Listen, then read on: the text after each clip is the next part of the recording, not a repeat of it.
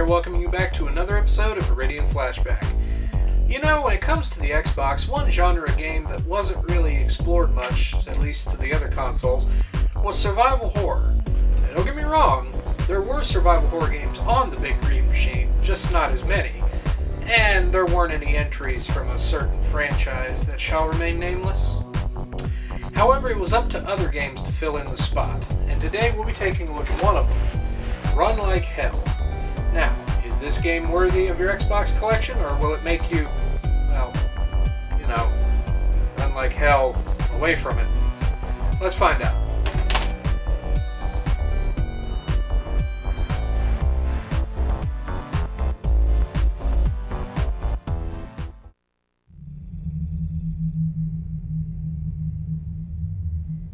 Run Like Hell tells the story of Nick Connor, a former war hero who now works on the space station for SETI alongside his fiancée Samantha. I left early to check on the organisms we found in the ocean yesterday. They're amazing. The things multiply so fast, we're not even sure how the ecosystem of the planet keeps them in check. When he returns from a routine job, he finds that the station has been overtaken by a dangerous race of alien creatures.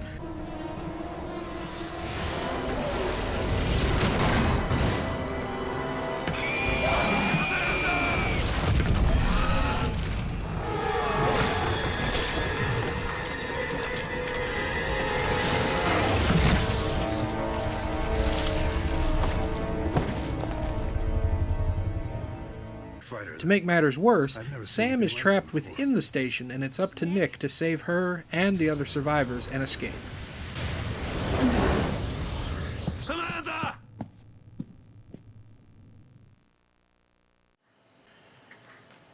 Now, the story may be cliche, but it's still pretty good for what it is, still drawing you in to see the conclusion. Hopefully the gameplay can do just as good a job.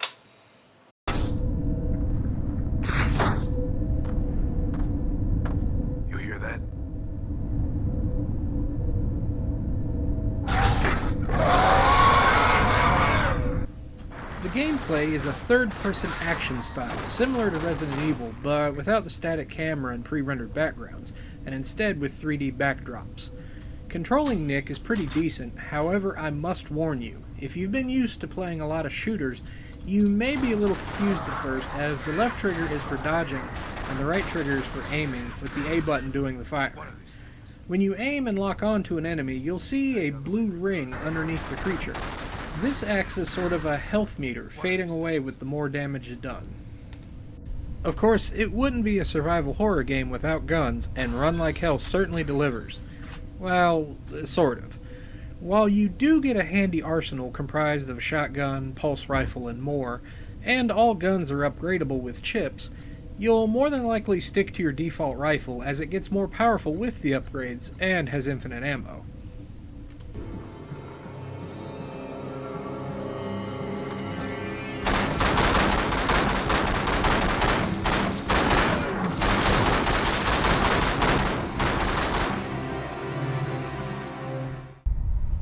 Another staple of the genre that's present and accounted for is puzzles and backtracking.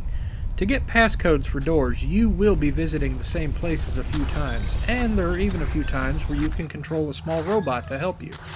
Thankfully, your map does point out the places of interest for you so you don't get lost. Lastly, you have a few segments where you have to, well, run like hell, away from a big-ass alien jumping over and ducking under obstacles to avoid insta-death.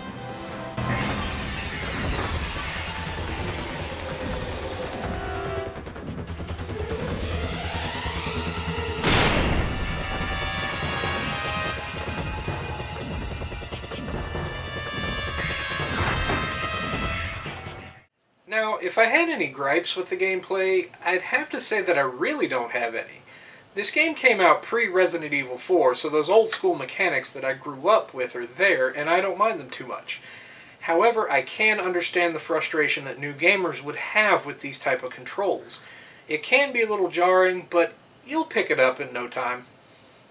Well, a horror game isn't horror without the presentation, though, so let's see if they got that right.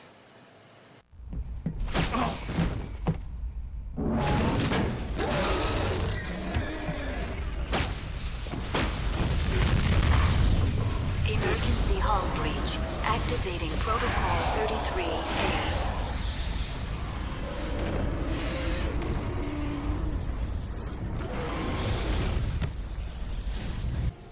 Graphically, Run Like Hell is dated, but not horribly. The level design goes for that Aliens look, especially when the station starts to turn into an alien hive.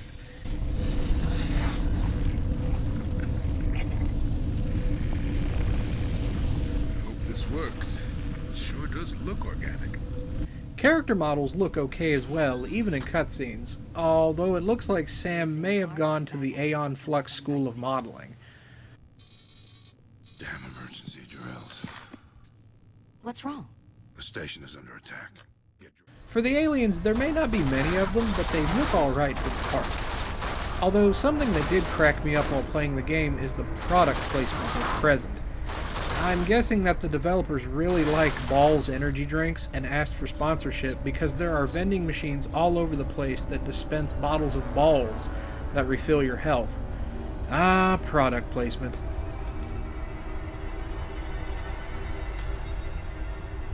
In the audio department, the music is really good, being moody and action-packed when it calls for it.